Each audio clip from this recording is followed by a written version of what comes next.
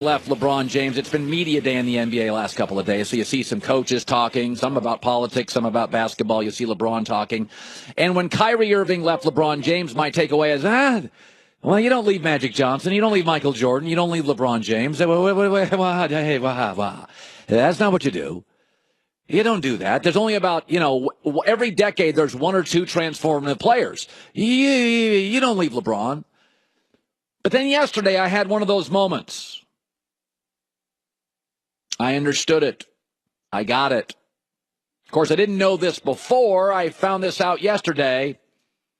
LeBron James, listen carefully to the word he uses talking about Kyrie Irving.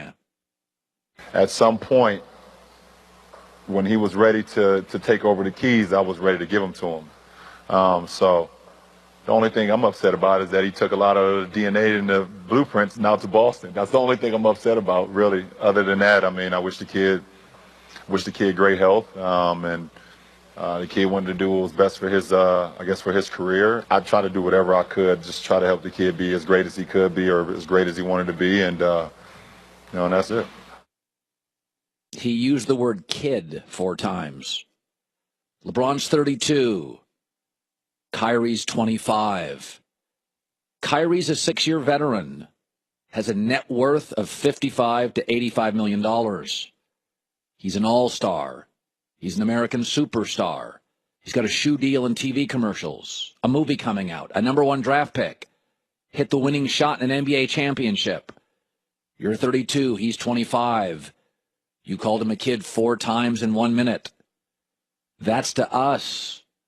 What did you call him when the cameras weren't on? On almost any other team, Kyrie is the man, and you just called him the kid. Talented, rich, accomplished people don't want to be called kid. LeBron said it 4 times. What's he say when the cameras aren't on? Listen, this has been LeBron's league for 12 years. I completely understand. I see the egos in my business for marginal talents. I get him seeing himself as the elder statesman of the league, the Pied Piper. Many players do follow him. He has largely created this player mobility movement. But it is no longer LeBron's league. The Warriors went 16-1 in the playoffs. It's their league. And Kyrie knows that. And LeBron's run as the king is over. I'm not saying he's not the best player, but by no means is this king running the kingdom. Those days are over. The Warriors will until they start fighting and don't get along. Smart, rich, talented, accomplished people do not want to be called, when we only have 7 years difference, kid. It's the bad LeBron, the passive-aggressive LeBron. I never understood Kyrie leaving. I didn't. You don't leave Magic. You don't leave Duncan, because you just don't get them. They're once in a friend. San Antonio will never get a player like Tim Duncan. The Lakers will probably never get a player as good as Magic. The Bulls certainly won't get a guy as good as MJ. So when you get him, you suck it up. But once Kyrie hit the game-winning shot, movie, shoe deal, net worth, best finisher in the game, you can't call that guy kid. And you certainly can't call him kid with the cameras rolling and the nation listening. That's the passive-aggressive LeBron that wears people out. And LeBron knows what he's doing there because he himself is so sensitive to the words that people use to describe him. Yeah. So he knows what he was doing. Okay, just again, 32-25. Listen to it again. Do we have it? At some point, when he was ready to take over the keys, I was ready to give them to him. So the only thing I'm upset about is that he took a lot of the DNA and the blueprints now to Boston. That's the only thing I'm upset about, really. Other than that, I mean, I wish the kid great health, and The kid wanted to do what was best for his, I guess, for his career. I tried to do whatever I could, just try to help the kid be as great as he could be or as great as he wanted to be, and and that's it. That just doesn't work for me. That just does not work for me at all. Here's a story that's breaking. I don't want to spend too much time on it because, NCAA coaches among 10 charged with fraud and corruption. In New York today, federal prosecutors have announced charges of fraud and corruption in college basketball, including 4 coaches. The probe revealed numerous instances of bribes paid by athlete advisors, financial advisors, associate basketball coaches. Yuck. To exert influence over student athletes. Some global marketing guy, I'll say it again, some global marketing guy at Adidas was funneling money to recruits. There's a bunch of coaches involved, but here's a program that also appears to be involved. What a shocker. Full. You know Louisville, brothel on campus. I had no idea what was happening. $100,000 funneled to a recruit in exchange for a commitment. Rick Pitino, I'm sure, didn't have any idea about that or the brothel. In fact, I'm told Pitino didn't even have any idea about the affair he was having with one of the strength trainer's wives. He didn't know about that either. I mean, he's in the dark. He doesn't know what's happening. Here is the recruit they landed named Brian Bowen. According to the story, the Cardinals were late to the table. He was a 5-star player. They didn't recruit him. And suddenly he wanted to play for Louisville. Rick Pitino talked about it at the time. How did we get him? Well, we got lucky on this one, Terry. The story goes, I had a AAU director call me and said, would you be interested in a basketball player? And I said, who? And I said, yes, I saw him against another great player from Indiana. And I said, yeah, I would be really interested. But they had to come in unofficially, pay for the hotel, pay for their meals, and we spent $0 recruiting a 5-star athlete who I loved when I saw him play. So in my 40-some-odd years of coaching, this is the luckiest I've been. I mean, just random. He selected us. Coach, there was $100,000 paid to him. Why? I mean, how was I supposed to know? I mean, it's only my program. He was the best recruit our program brought in. How would I know about that or the brothel? I mean, I'm not trying to be rude, but Rick Pitino is starting to look greasier than a fast food apron. Okay, drip, drip, drip, drip, drip, drip, drip, drip.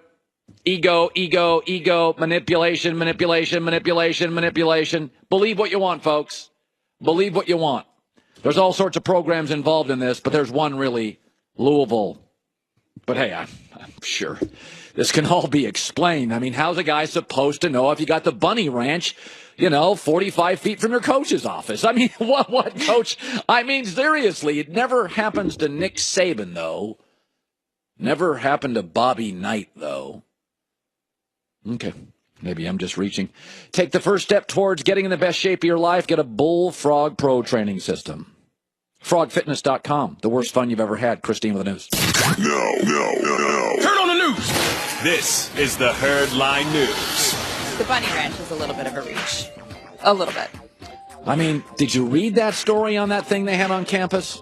Yes. It was an imported bunny ranch. How come a football coach in college who has 20 coaches and 85 players, Nick Saban knows what his players are doing, but a basketball coach who's got like 3 coaches and 12 players, of which 7 play, I just can't keep my eyes on everybody here. The disappointing thing, that's disappointing, and also Adidas' involvement in it. Adidas has made some really bad moves lately. Listen, college basketball recruiting is gross.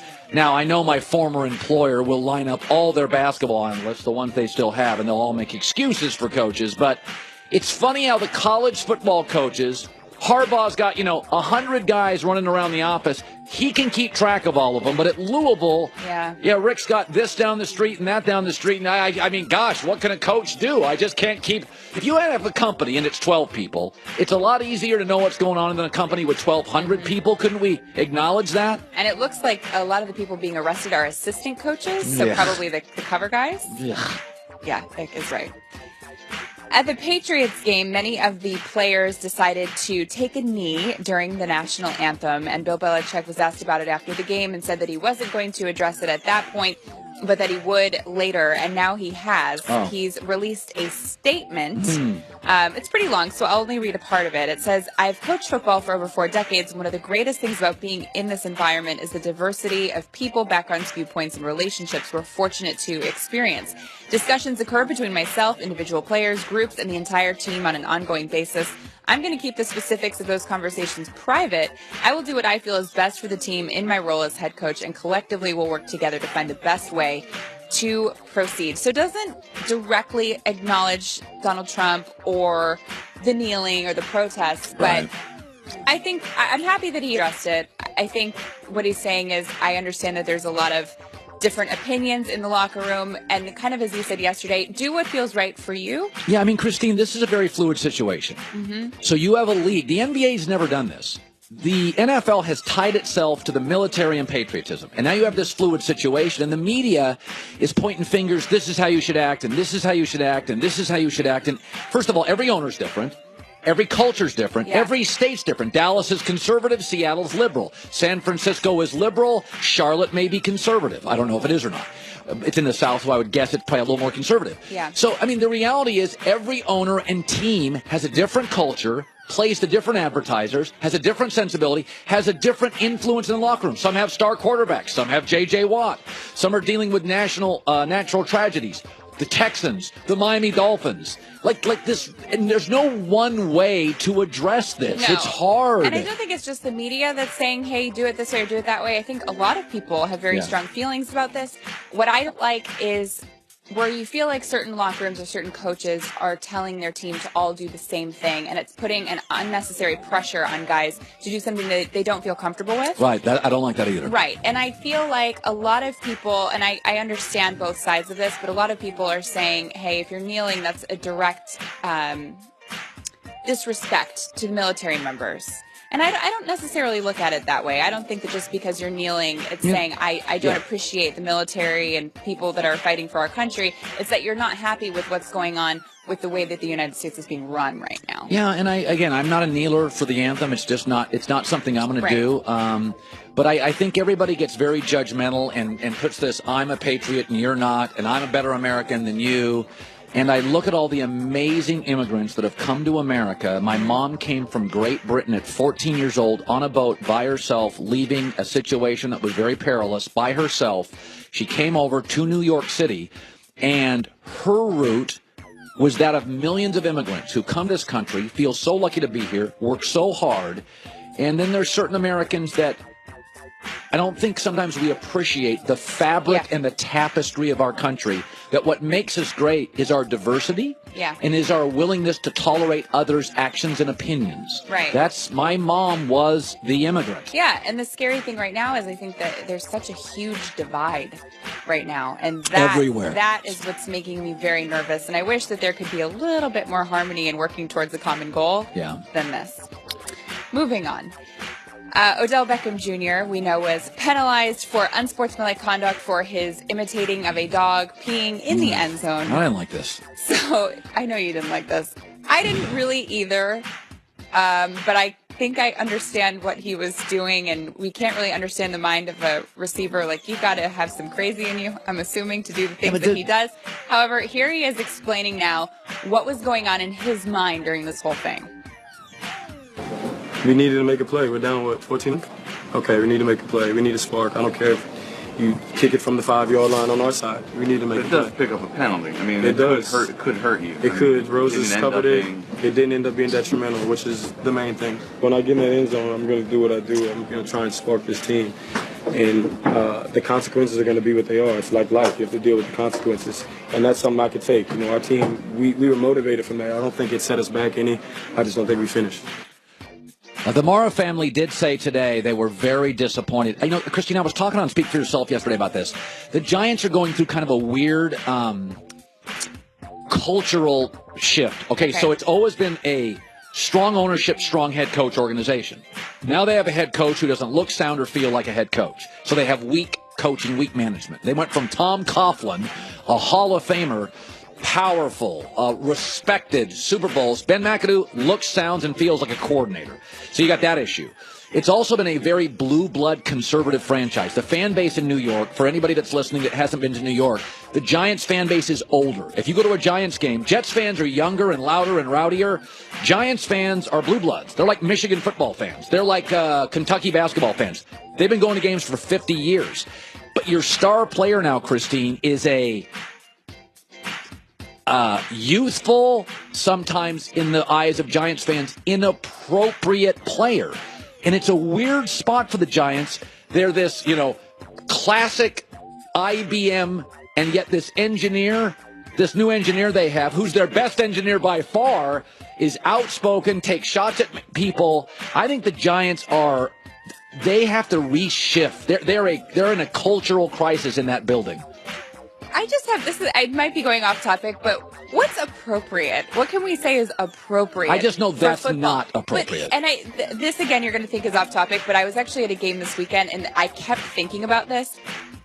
Professional cheerleaders or dancers, until we can really figure out that situation, I have a hard time calling anything else inappropriate. We literally have women whose job it is to wear skimpy clothes and dance around for the men. Like, I get it in college, high school. I was a cheerleader too. There's some athleticism to it. There are male cheerleaders that go along with it, and it's more about athleticism. But this is literally women in skimpy clothes cheering for men. And they're allowed to twerk, but the guys on the field aren't. Like, this, I can't say what's appropriate and inappropriate until that situation. Listen, the NFL is like a lot of pro leagues. There's a lot of hypocrisy.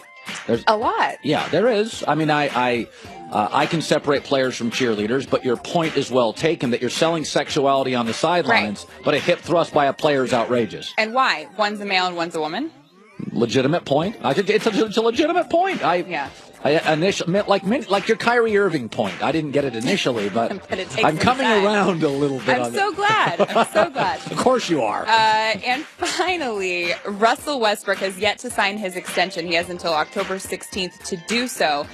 He says that he hasn't signed it because of the birth of his son and that he's had a lot of travel plans. I don't buy that necessarily, but here he is talking about Oklahoma City and his future, whether it will be there or not.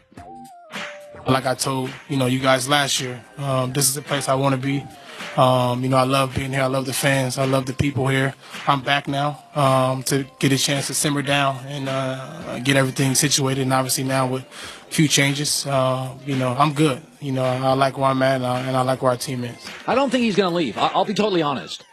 I don't think he'll leave. I think Russell Westbrook, that's his franchise. Yeah. That is not Paul George's franchise. Those guys are leasing property. That's not Melo's franchise. That's not Sam Presti's franchise. That is Russell Westbrook's franchise. Very few players can say that. I don't think Westbrook will ever leave. I do not. I agree. I think he's probably waiting because he wants to see what's going to happen with the team before he makes a complete commitment on his own and wants to see if Paul George works out there and maybe Carmelo. Yeah. And take it from there. There's no reason to jump early on it. No. Christine, the news. Well, that's the news. And thanks for stopping by. The Herd Lie News. Let's bring him in. He's going to be a Hall of Famer, 14-time Pro Bowler, a Fox NFL analyst.